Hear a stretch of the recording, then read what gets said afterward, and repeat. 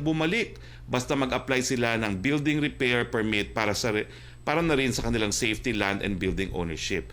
So wala pong katotohanan yung report na isang alleged NGO na hindi raw pinababalik ang mga IDPs. Nakakabalik na po sila. Kinakailangan lang kumuha ng permit para naman po kasi safety yan. No?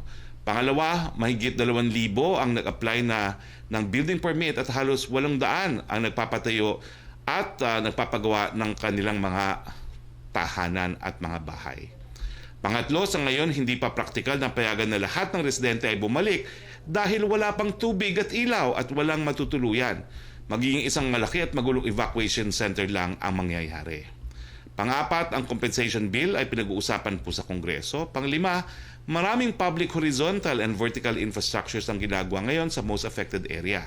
Ito ay road networks, public market, public schools, 24 barangay halls, fire station, maritime outpost, tourist police unit, peace memorial, school of living tradition, Marawi Museum at mga moske. Pagdating ng Nobyembre o Disyembre, magsisimula na rin po ang construction ng mga hospital, additional classrooms, public schools, promenade, more mosques, water bulk facilities, water treatment plant, sports complex at convention center. Yung tanong naman po tungkol sa SSS na nadidelay daw yung mga pensyon ng mga seniors, no? Well, hindi naman para ho delayed yan kasi na-deposito naman po talaga ng SSS on time for distribution. Kaya lang meron po tayong bagong disbursement method, no? And crediting na pinatutupad. Gamit po ang personet ng DPP, ito ang bagong schedule ng pension releases ngayong buwan ng Oktubre. First day of the month para sa mga pensioners kung saan ang kanilang date of contingency ay nasa unang 15 ng buwan. Ano ba ho itong date of contingency? Ito po yung time na sila po ay nag-qualify para magkaroon ng retirement benefits o time na sila ay nagkaroon po ng sakit o time na sila po talaga ay nag-retire. No? 16th day of the month para sa mga pensioners kung saan ang date of contingency ay nasa 16th hanggang katapusan ng buwan. So depende po kung kailan kayo nag-retire o nagkasakit o namatayan. Dalawa po yung dates, 1 to 15 and 16 until end of the month. Para sa first batch ng pension release, inirelease ng SSS ang pondo on time para sa withdrawal ng pensioners noong 1 na Oktubre. Base sa mga report ng mga bangko, na-delay ang pag-release sa first batch of pensions dahil ang ilan sa mga account ay kinakailangang ma-update or mabago. Niresolba ang ito ng SSS at ng mga bangko. Tungkol naman po sa module na nagdi-discourage sa mga mag-aaral na sumali sa mga peaceful assemblies, abay hindi naman po pala ito pumasa sa conformance review ng curriculum and instruction strand ng Central Office. So hindi po ginagamit yung module na yan. Ulitin ko po, hindi po nagagamit yung module na nagsasabing huwag mag-strike o huwag mag-protesta ang kabataan. Ito po nagtatapos ang ating presentasyon ngayong tanghali. Kasama po natin walang iba kundi ang aking BFF, Dole Secretary Belio. Sir Belio, ang usaping 13th month pay po kasi kumakanta na po si Jo Marichan ng Christmas songs. Ano na po ang latest natin at sa susunod na pagkanta ni Jo Marichan, sasabayan na po ni Secretary Belio. Yes, sir. Ay, good morning. Good afternoon, partner, Yes, best friend. Oo. Yung 13-month pay, talagang babayaran yan. There is no exception and no deferment. Very clear ang provision ng PD 851 that the employer should pay the 13-month pay of their employees on or before December 24 this year, 2020. Yan, partner, ang batas. Hindi natin pwedeng iwasan yan. Hindi pwedeng tawaran. Hindi pwedeng i-postpone. Hindi pwedeng i-defer. Maliwanag, on or before December 24, partner, kailangan bayaran yung mga empleyado. Marami po nagsasabi ngayon, mas magandang sinabi nyo sa kahit anong kanta ni Jo Marichan. Paano naman po yung mga small and micro industries na sinasabing kulang ang kanilang pondo para bayaran itong 13th-month pay?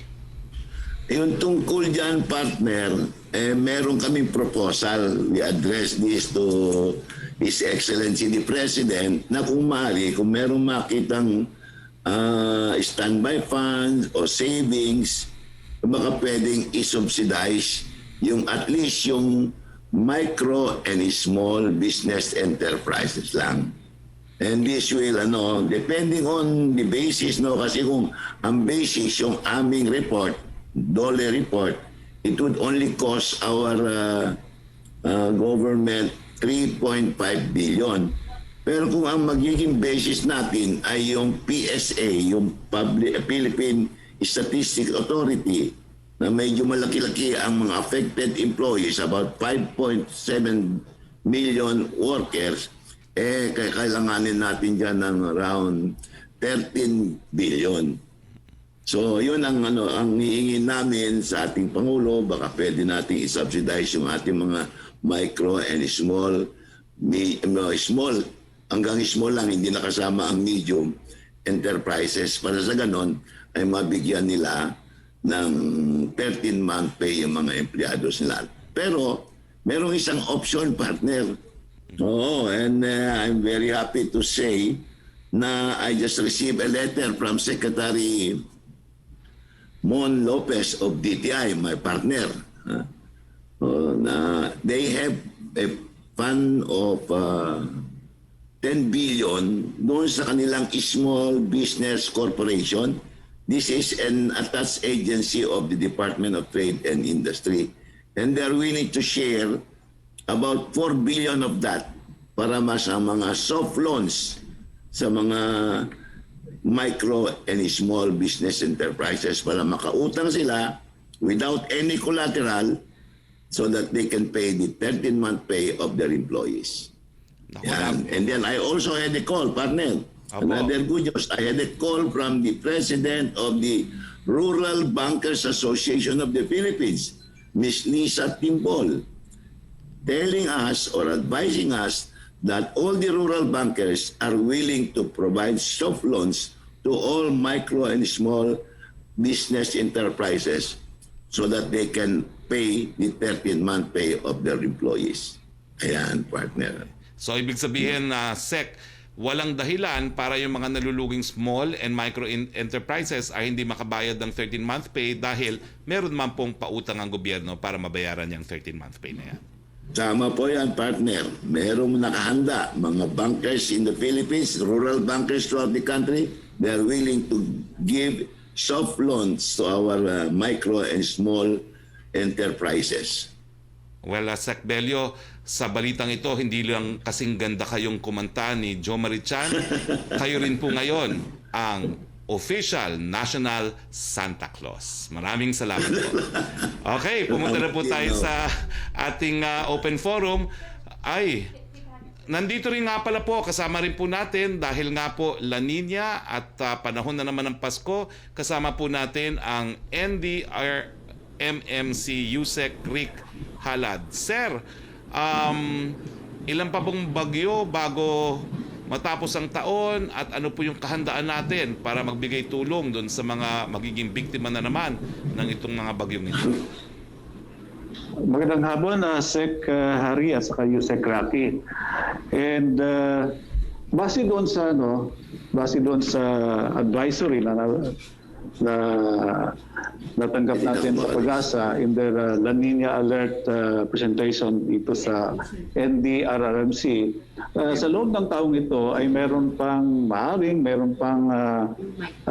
dumating na 7 to 10 typhoons, at the time na naibigayan sa atin na presentation na yan ay hindi pa nangyari itong yung recent Tropical Depression Ophel at saka Tropical Storm Pipito yung nandito ngayon, so meaning may makakaasa pa tayo siguro bago hanggang sa katapusan ng Disyembre ng mga 5 hanggang 8 na bagyo. And sa karanasan naman natin, usually merong 1 o 2 na sa mga bagyo na ito na maaaring mapaminsala ng gusto o malakas.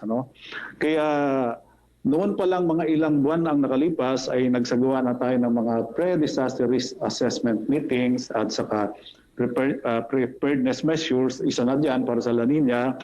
Recently din, nagkaroon tayo ng isang pagpupulong or PIDRA dahil doon sa mga sunod-sunod na paglindol na na-monitor ng PBOLX dyan sa may Caraga region. And dahil ang location ng mga lindol na yon na nakita na monitor ng PBOLX ay doon sa karagatan, nandun sa kung nasaan yung ating Philippine Trends, east of the landmass ng Pilipinas.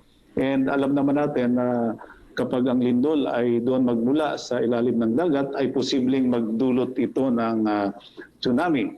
So, yung ating pagpupulong ay nagresulta rin sa mga advisories at saka pagpapalakas ng ating information and education campaign para maintindihan ng ating mga kababayan, ng ating mga local government, local chief executives, at ganoon din mapaalalahanan yung ating mga national government agencies at saka yung NDRIMC as a body na magkakaroon ng mga paghahanda rito. And recently din, nagkaroon tayo ng pre-disaster risk assessment meetings in connection with Tropical Depression OPEL at ito kahapon para naman dito kay Tropical Depression Pipito na sa araw na ito ay naging tropical storm. Medyo lumakas po siya. Later on, yung ipapakita kung ano ang epektong na-monitor natin sa Tropical Depression OPEL habang nagmo-monitor naman tayo para sa epekto ni Tropical Storm Pipito. And hindi na lang ako magdagdag ng gusto dito sa mga paalala natin sa mga national government agencies at sa local government units, sa mga Regional Disaster Risk Reduction and Management Council na nakapaloob doon sa na-issue natin na Memorandum Circular 54 Series of 2020. Yan ay na-discuss ko na rin sa una pang press briefing dito. Maraming salamat, Yusek Halad. So, ito po ang kasalukuyang epekto na monitor natin ng kadadaan lang na Tropical Depression OPEL na sinundan naman ni Tropical Storm Pipito. So, about 5,844 families or 26,000 plus individuals ang apektado sa mga barangays na ito, 95 barangays ng Calabarzon, Region 5 at saka Region 7, merong nag-evacuate na 1,405 families, pero ito naman ay bumalik na sa mga kanilang tahanan at may mga initial cost of damage na na-monitor base sa mga report ng mga national government agencies at saka LGUs amounting to, maliit lang naman, 1.3 million damage to agriculture. And initial pa lang naman ito at malalaman natin yan pagka nagkaroon na ng thorough na assessment yung ating mga LGUs at saka national government agencies. So, sa ngayon ay nakapagpalabas tayo ng isang emergency alert and warning message dahil sa malakas na pag-ulan dito sa isang parte ng ating ng Kabigulan. Merong red rainfall advisory sa Camarines Norte. Maaring dala ito ni Tropical Storm Pipito. Red rainfall meaning malakas, siguro mga above 30 millimeter of rains in a span of 1 to 2 hours. So torrential rain ho ito. And ito ay maaaring magdulot ng pagbaha doon sa mga bababang lugar at sa landslide doon sa mga medyo matataas na lugar. So pinapaalahanan natin ng ating mga kababayan para sa kanilang kahandaan, ganun din sa ating mga local government units dito sa Camarines Norte. Yun lang po, Sec. Harry, ang ating update. Maraming salamat, Yusek Halad. Please join us for the open forum. Pumunta na po tayo sa ating open forum. Yusek Roque. Yes, good afternoon, Secretary Roque, Secretary Abelio, and Sir Halad. From Rose Novenario of Hataw, ang palace reaction po daw sa sinabi ng NUPL na ang IRR ng Anti-Terror Act ay paglabag sa basic human rights at Constitution. Well, siyempre po, we disagree. Pero kung talagang naninindigan ng NUPL, welcome naman po sila magsampa ng kaso sa Korte Suprema kung gusto nila. Okay, thank you, Secretary. Thank you. Punta tayo kay Joyce Balancho, please. Good afternoon, Secretary Roque. The DPWH has formed a task force to investigate yung allegations of graft and corruption inside the DPWH. Pero the members of the task force are also from the DPWH. Is it not proper, Secretary, to for an independent task force outside of DPWH to spearhead the investigation to make sure na it will be free from any influence or impartiality? Well, siguro po, pangunang hakbang lang yan na kinukuha na o ginawa ng DPWH para nga i-address yung problema ng korupsyon na linabas ng ating presidente. So, pagbigyan naman po natin sila. No? Let's give them a chance dahil sa aking pagkakaalam, talagang this is one of the rare moments na ina-address natin ang korupsyon dyan sa DPWH na ang sabi nga ni presidente ay lantaran at parang systemic. Will you encourage, Secretary, itong task force to also submit their recommendations or findings to the Office of the President? Of course, welcome po talaga lahat ng mga findings ng task force na yan at sa publiko po, no? Ulitin ko po, 8888. O di naman kaya, ipadala nyo lang dito sa ating tanggapan at napakadami na po ng cases na korupsyon na nakarating sa ating tanggapan na nabigyan po ng solusyon. Secretary, on the 2021 proposed national budget, some lawmakers like Senator Panfilo Lacson and Senator Francis Pangilinan are saying unconstitutional itong sinasabi pong institutional amendments or yung errata allowed by some congressmen after the budget was approved in the final reading in the House of Representatives. Kahit daw po ito yung agency-initiated corrections. Now, sir, as a former congressman and now palace spokesperson, pwede po ba ito, Secretary Roque, itong errata after it has been passed on final reading? Well, as a finding of fact, kinakailangan ma-establish na yung errata really refers to a typographical error, no? Pero kung ito po ay additional items, then I would share the view of the senators. Kasi kapag third and final reading, wala na po dapat pagbabago yan. But then another issue of fact is, ano ba talaga inapruban ng third and final reading? Kasi unless mailabas kung ano yon, hindi natin malalaman kung meron talagang bagong mga dinagdag.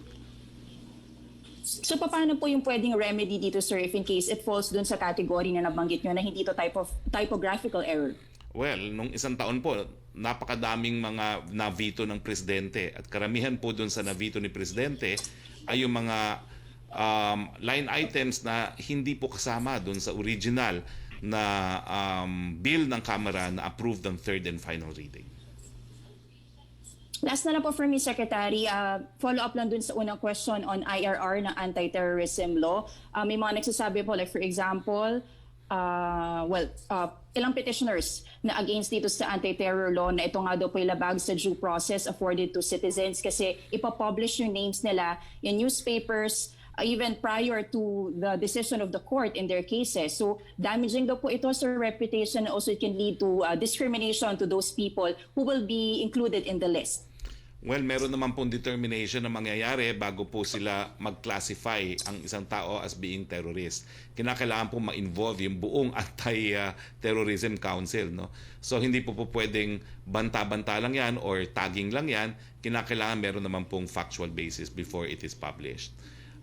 In any case, as I said earlier, kung sa tingin po nila this is a violation of any right, they're welcome to seek relief po sa ating Korte Suprema. That's all for me. Thank you, Secretary. Thank you very much. Joyce, balik tayo kay Yusek Roque. Yes, Secretary, questions from Ace Romero ng Philippine Star. What is the basis of the report cited by the President that 167 million Filipinos are addicts, which is higher than the actual population of the Philippines? Pasensya na, Ace, no? Typo lang po yun. It should be 1.67 million. Okay. Ang second question po niya, more than 4 years into his term, the President is claiming millions still addicted to drugs. What does this say about the drug war? What does this say about the previous claims that the drug war? Well, ang ibig sabihin lang po dyan, talagang meron pa rin talagang maiitim ang budhi na patuloy ang pagkita nila dito sa pag-supply ng pinagbabawal na gamot.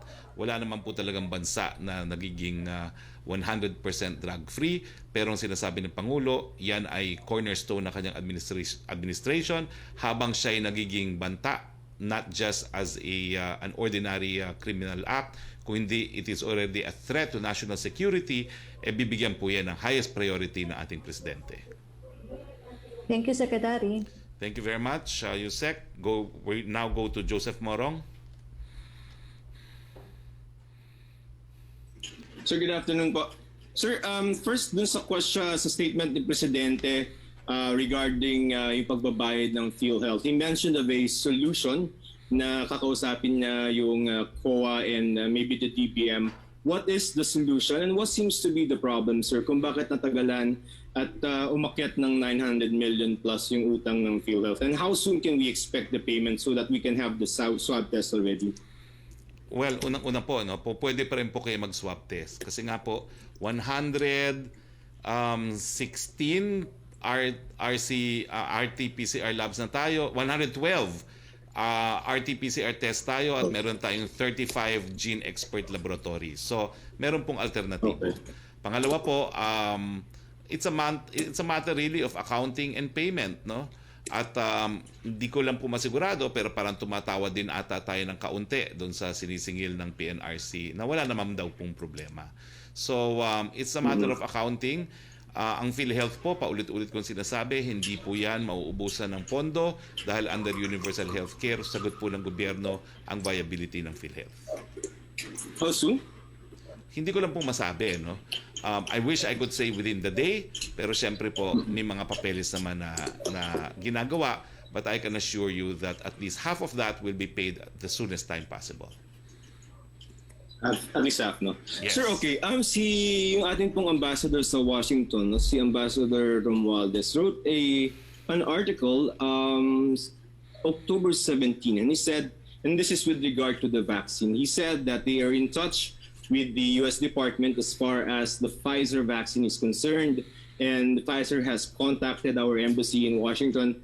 Now, and the State Department has said na nag-order na sila ng excess ng Pfizer vaccine para maibigay or make it available to close allies. But ang sabi nitong si Ambassador Romualdez is that what is kind of delaying yung pagpirma ni Secretary Duque nung confidentiality agreement that will be necessary for the procurement.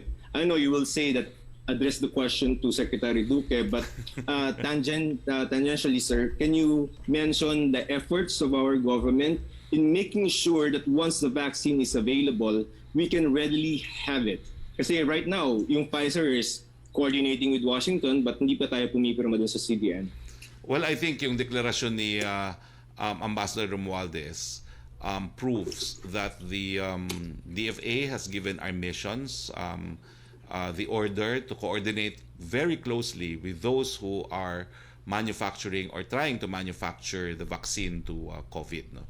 Hindi naman tayo papayag na maiwan tayo no, na hindi tayo makakuha. So we're exerting all efforts na masigurado na makakakuha tayo ng most amount of quantity that we can at the soonest time possible. And I think that's proven by the actions of Ambassador Romualdez. Ganyan din pong ginagawa ng ambahador natin sa China, whom we hope to invite on Thursday para siya na magsabi kung ano yung steps that they have taken in China to secure us a vaccine from China. At ganyan din pong ginagawa ng ating ambassador to Russia and ambassador to the UK, no? Meron din ata tayong coordination sa Israel, no? Because apparently there's a joint venture between Russian company and an Israeli company. So, lahat po ng hakbangay ginagawa natin, nandyan na po ang financing, inaayos na po ngayon yung mga issues such as logistics, paano ipaparating dito, saan i-store, dahil ang storage po niya ay negative 90 pala ang kinakailangan, no? At, pero pagdating naman sa distribution, ang sabi naman ni Secretary Duque kahapon lamang, sanay na po tayo dyan dahil napakadami natin mga vaccination drives, one of which is ongoing, no? Beginning on the 26th of December. Measles and polio ata, no? So sanay na tayo sa actual distribution at pagtuturok.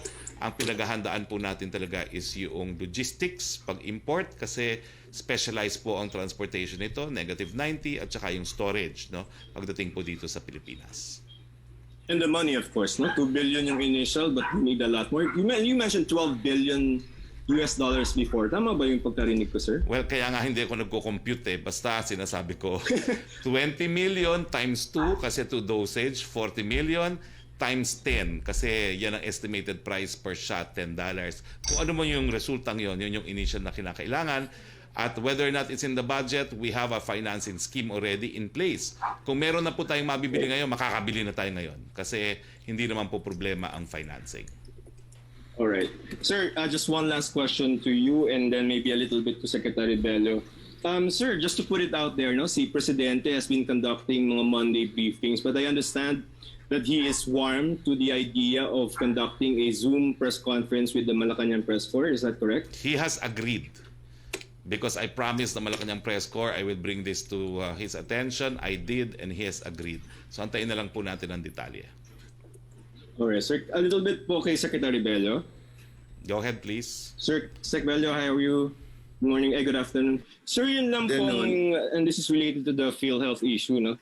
How many more OFWs are we expecting to arrive in the country, maybe until year end? And then, if the problem with the PhilHealth is not resolved, how do we expect to test these OFWs that are coming? Well, first, we are expecting another 100,000 or more because every day the number is growing.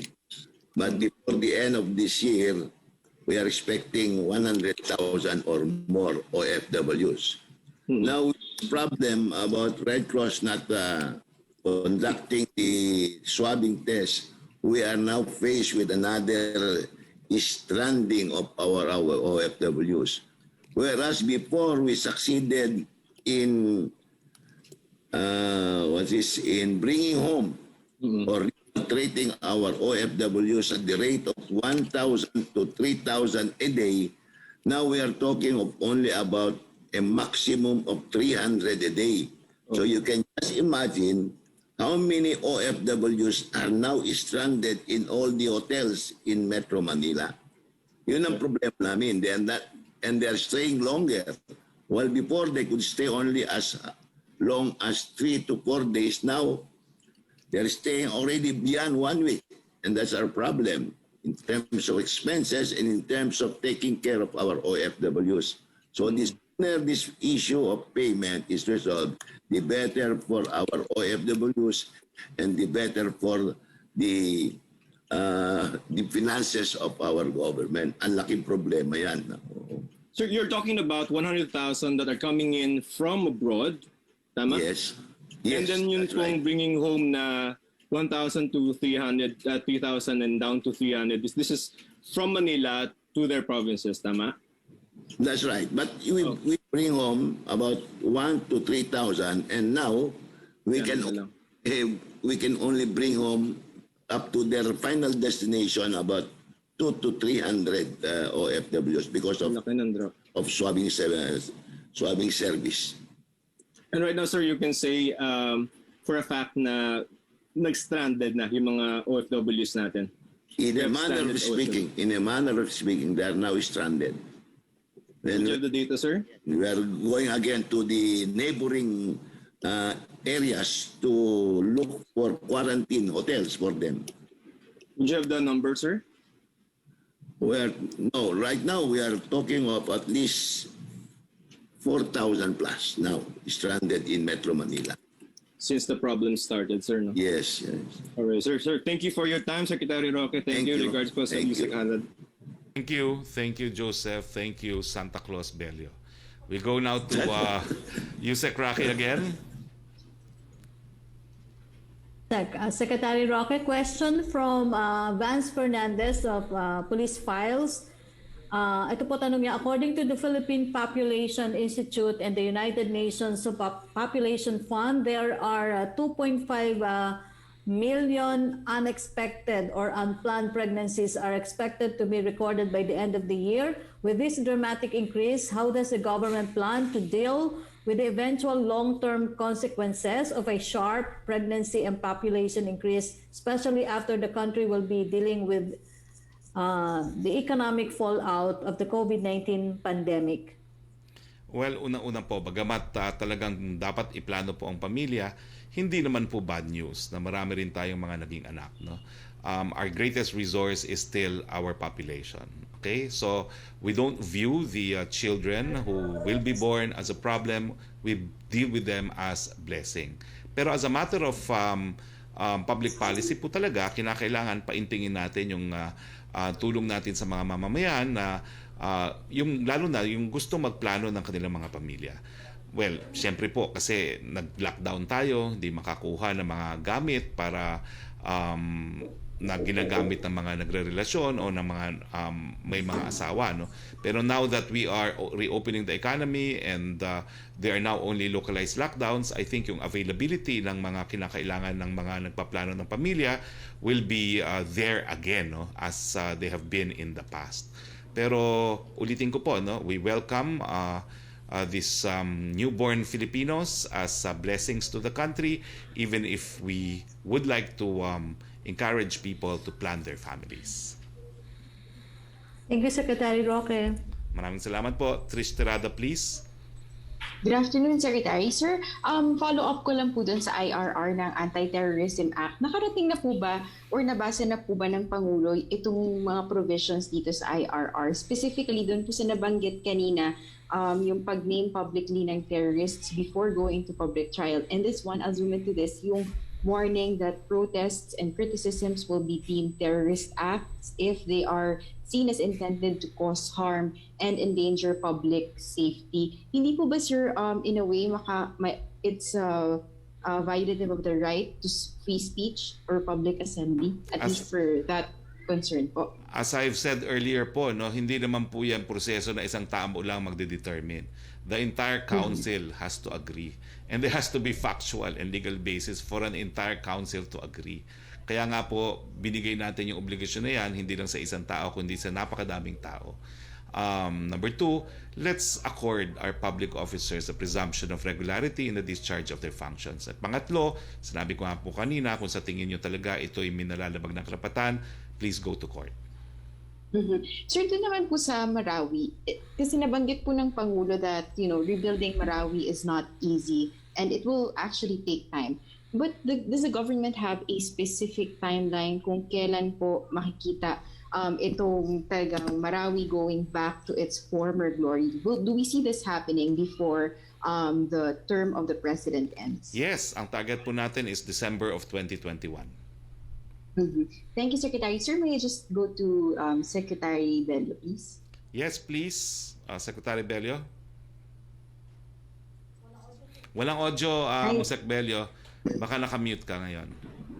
Yes. Okay, yes, yan. Trish. Okay Good na po. afternoon, Secretary Bello. Good afternoon, Trisha.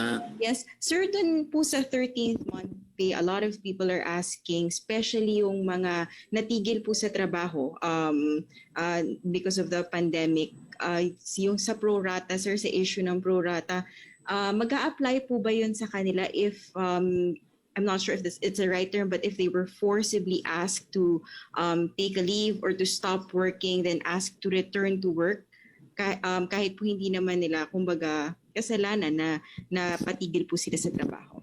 Paano po yung magiging mechanism for that? Trisha, the number of days na hindi sila nakapasok, whether it is voluntary or involuntary, will have to be deducted in the computation of the 13-month pay. Okay. So kumbaga, sir, kahit po it's not their fault na hindi sila nakapasok, kumbaga, the law really applies. Yes, that is correct, Trisha. Alright, Secretary. Salamat po. Thank you, spokes. Okay, Trisha. Maraming salamat, Trish. Thank you, Sec. Sec Roque, please. Secretary, question from Rolly Lakay Gonzalo ng NPCD-WIZ. Si Mayor Chanco daw po nagsabi na kung maaari lang, hindi na muna magluluwag hanggat hindi ligtas na ligtas. Hindi ba ito ang dapat na panuntunan lahat ng mga LGU? Well, peculiar naman po yung kahilingan ng Navotas na mag-delay ng kanyang pagbubukas, pag-lift ng curfew at pinagbigyan naman po kasi iba yung sitwasyon ng Navotas na predominantly residential siya talaga, no? At iniiwasan nga yung mga tumatambay at yung mga pag-alagala. Pero sa amin po, dumating na nga sa punto na hindi po pwede na magutom ang ating mga kababayan dahil sinasabi natin na kinakailangan mag-lockdown.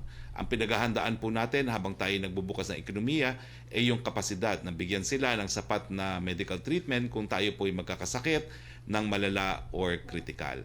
Pero alam naman po natin na bagamat maraming nagkaka-COVID, ang karamihan po talaga ay asymptomatic at saka mild, na karamihan po hindi na kinakailangan magpunta ng hospital, no?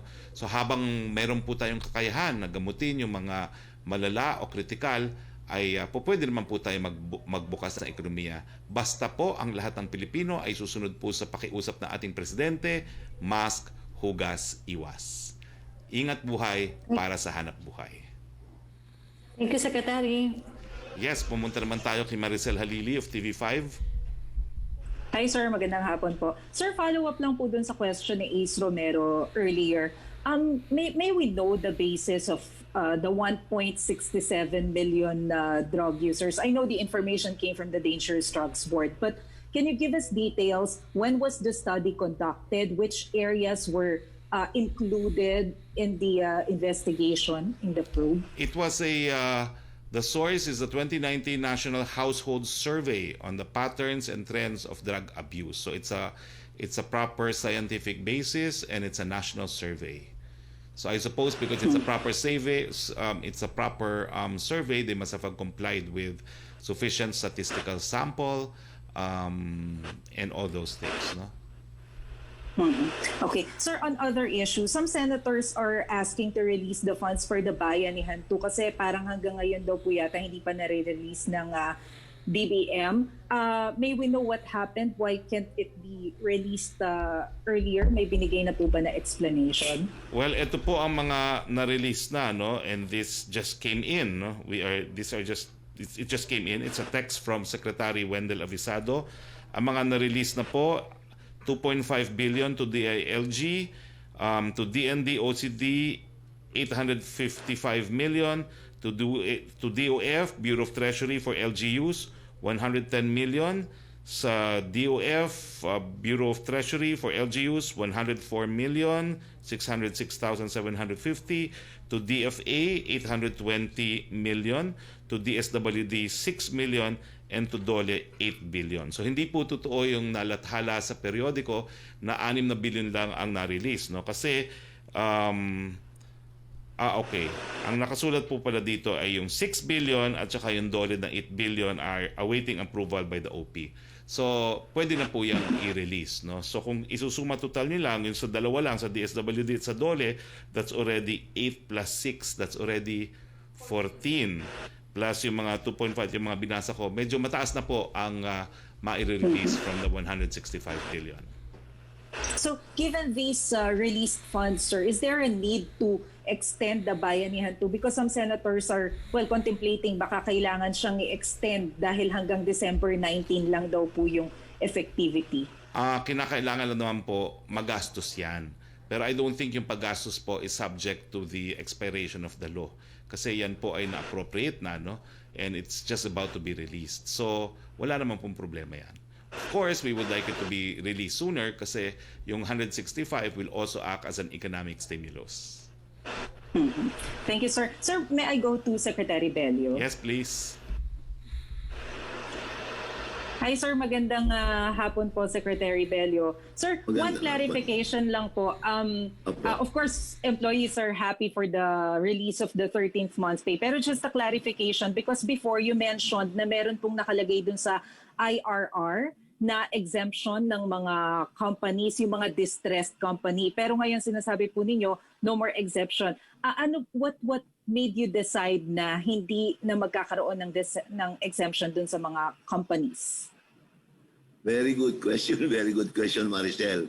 Because after we saw 851, we thought that was the only relevant PD. But we just found out, after some research, that there is a subsequent PD 1354. And under this presidential decree issued by the late President Marcos on May 1978, it was very expressly directed that the DOLE, or the Department of Labor and Employment, will not accept any application for exemption or so maliwanag na pinagbawal na yung exemption under the implementing regulation issued by the late Cablas Ople. All right. Thank you, Secretary Bello, Secretary Roque, and Yusek Halad. Salamat po. Thank you, Maricel, and thank you, Mr. Santa Claus. Melo Acuña, please. Good afternoon, Secretary. Good afternoon. Siguro po, very briefly lang, paano nagkaroon ng kasunduan ang Red Cross at ang PhilHealth na nauwi tayo sa ganitong problema? Si Presidente na nga po ang nagsabi na babayaran yan. So, so tingin ko po, yung kasunduan na yon is already at the highest level. No? Ang Philippine National Red Cross nga naman po, gaya ng sinabi ko ng nakaraang press briefing, yan po is sui generis. It is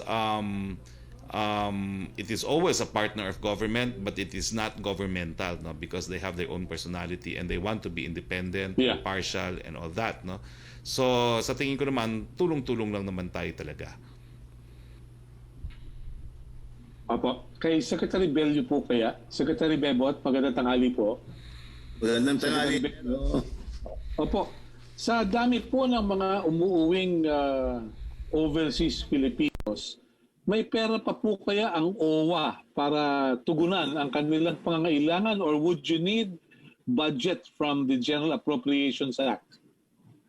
Actually, Melo, sinuwerte kami because the President gave us a very sizable amount precisely for repatriation of our OFWs. He gave us 5 billion pesos.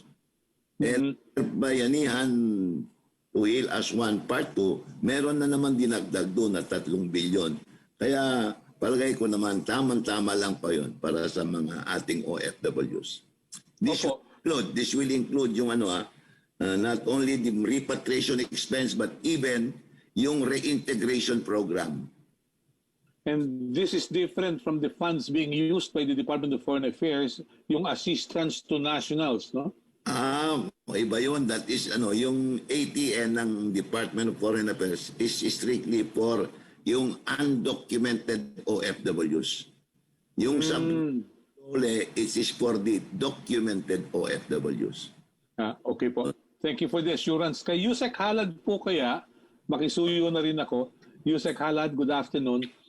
Meron pong pag-aaral na ginawa ang Department of Science and Technology, particularly ang PVOLCS, na nag-identify ng mga landslide-prone areas. Gaano po kabilis ang warning system natin, Yusek, kung magkaroon ng matinding buhos ng ulan, maka-cascade kaya ang impormasyon sa local government units hanggang sa mga barangay para maiwasan ang pinsala sa pag-aari at buhay ng ating mga kababayan? Yusek Halad, please. Yeah, magandang hapon na Melo. Meron tayong tinatawag na emergency alert and warning messages, And siguro mga isang oras ang nakalipas, nagpalabas tayo ng ganong advisory para dito sa Camarines Norte. Yung red rainfall advisory galing sa Pag-asa for Camarines Norte. So napadala natin yan sa lahat ng mga subscribers ng telcos diyan sa Camarines Norte, dahil ito ay yung emergency alert and warning messages ay ito ay time-bound, area specific and hazard specific din, So at kinakailangan talaga maintindihan natin lahat ano ba ang epekto nitong red rainfall advisory. Ang red rainfall ay magdadala yan ng at least 30 millimeters of rain in a span or more in a span of 1 to 2 hours. And kailangan intindihin natin yung sinasabi ng mga geologists na yung accumulation ng 100 millimeters of rain ay sapat para magkaroon ng landslide doon sa mga matataas na lugar at pagbaha. So, kailangan talaga yung pag-intindi natin lahat at sa maging epekto. At saka of course yung kung ano yung naobserbahan natin, di ba? Well, wala tayong problema sa pagbaha. Yung baha nag-advertise ng sarili niya eh. Makikita natin yung pagdahan-dahan o bigla ang pagtaas ng tubig. Yung ang mahirap yung landslide eh. So, meron ding project ang DOST, yung tinatawag nilang Project Dyna, no? So, medyo may may konting gadget silang nilalagay doon sa mga lugar na at risk to landslide. So, nasa nasa experimental stage pa sila. So, we wish DOST success in this project para marami tayong malagyan ng mga lugar na at risk to landslide, and that will complement yung ating understanding of the risk na yung sobra-sobrang ulan ay magdudulot ng pag-landslide at sa pagbaha. Opo. Maraming salamat po, Yusek, Secretary Bebot at Secretary Harry. Thank you. Have a nice day. Thank you, Melo. Thank you, Melo. Last po si Mela Lesmoras ng PTV4. Hi, good morning po, Spokes. Good morning po sa ating kay Secretary Bello and kay Yusek Halad. Spokes, my first question is for you po. Follow up lang din sa topic ng Bayanihan 2 para lang po malinaw sa ating mga kababayan.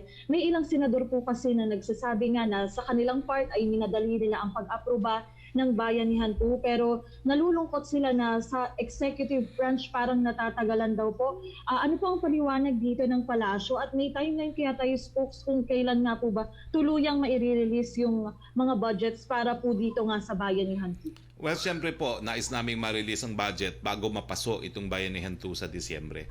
Huwag po kayong alala kung naantala sa simula, lahat naman po yan ay ma-release dahil importante nga po yan bilang economic stimulus natin sa mga panahong ito. No? So, ang sabi nga lang po ni Sec Wendell ngayon, we can invite again, no? Siguro on Thursday, ay nag-aantay lang tayo ng ilang mga approval galing po dito sa Office ng President. Opo. And sir, about lang po sa sinabi ni Pangulong Duterte kahapon, nabanggit po na kasi nakakausapin niya si Senator Gordon on the issue nga po pa rin ng Philippine Red Cross. Magkakaroon po kaya sila, sir, ng pagpupulong kasama or meron din kayang pulong kasama ang PhilHealth officials, at kailan po nga kaya target talaga na once and for all masettle na po yung issue nga din, sir, sa balanse po sa PRC? Well, gaya ng sinabi ko po kanina, we hope to settle at least 50% of that amount as soon as possible, and the rest also within a reasonable time.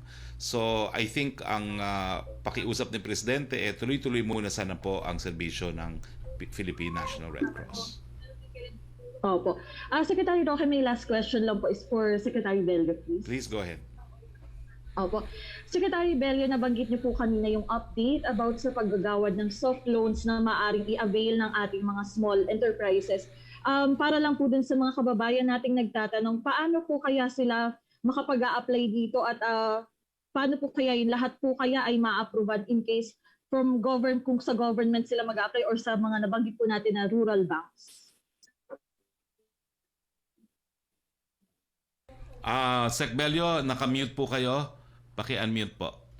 Ay, sorry. Apa. Yeah, Mela, Yes po. pwede sa government, that is the Land Bank or the DBP, or kagaya ng binanggit ko, lahat ng mga bangko dito sa Metro Manila and throughout the Philippines ay ready magpairam. And what is more impressive is yung volunteerism ng mga rural bankers. Kasi tumawag sa akin yung presidente nila na sabi nila handa silang magbigay ng soft loan. And when we say soft loan, they mean minimum interest with no collateral requirement. Opo.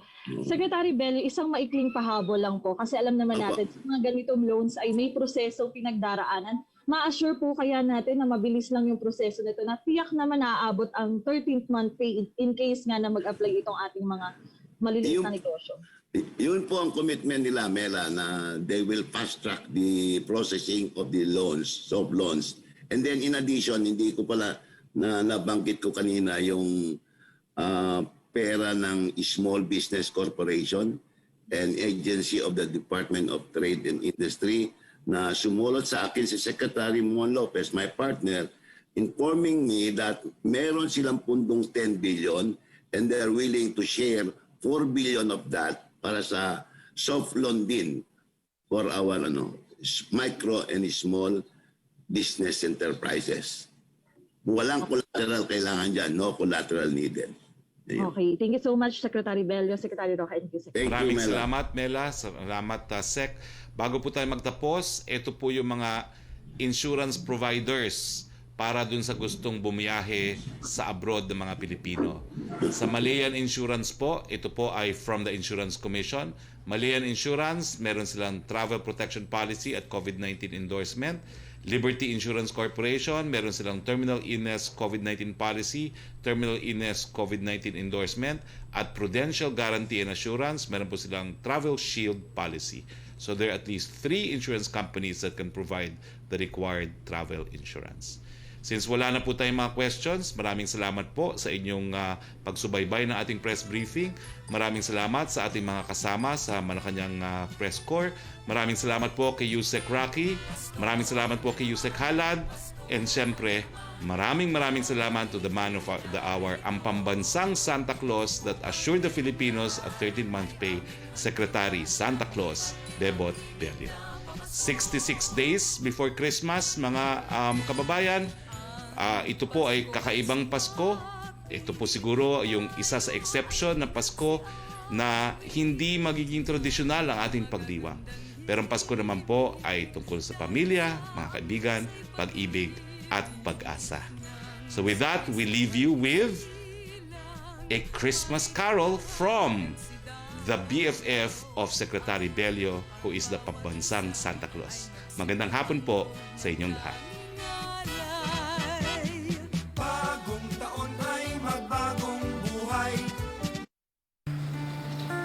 Matinding kalaban ng COVID.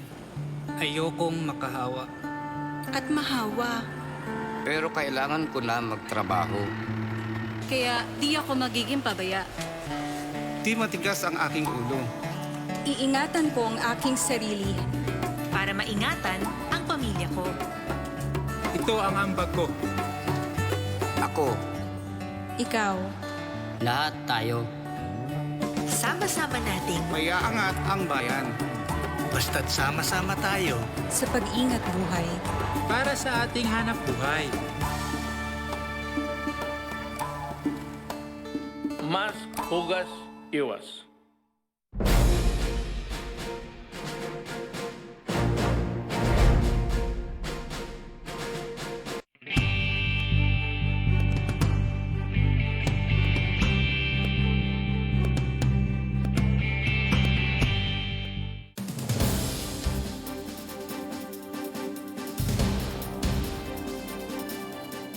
Government liberated Marawi, not from the people of Marawi. We do not do that and we never did it. We liberated Marawi against the terrorists, maote pati yung ISIL.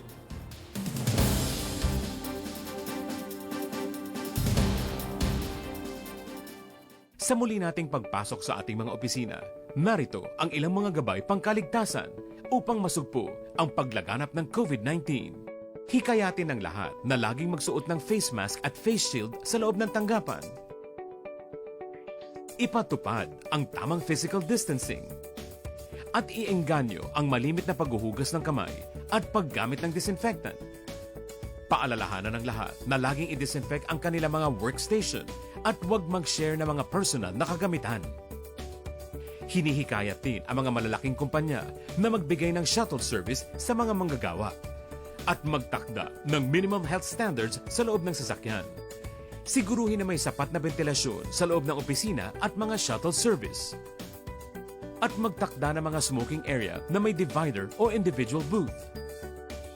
Dapat din mag-conduct ng mga webinar o training para sa COVID-19 prevention ang Occupational Safety and Health Committee ng tanggapan. Basta't sama-sama at laging handa, kaya natin to!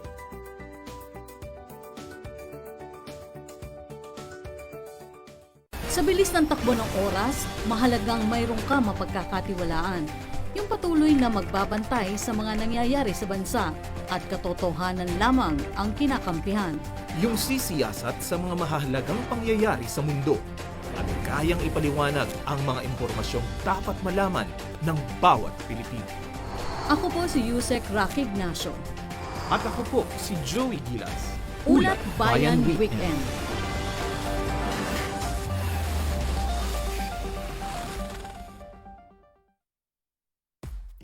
Issue One-on-One. Napapanahong mga usapin at kontrobersiya, hihimayin at sisiyasatin. Iba't ibang personalidad sasalang sa balitaktakan upang bigyang linaw ang mga isyung pinag-uusapan ng sambayanan. Issue One-on-One. Sama ng batikang broadcaster na si Cesar Soriano dito lang sa PTV. Issue One-on-One.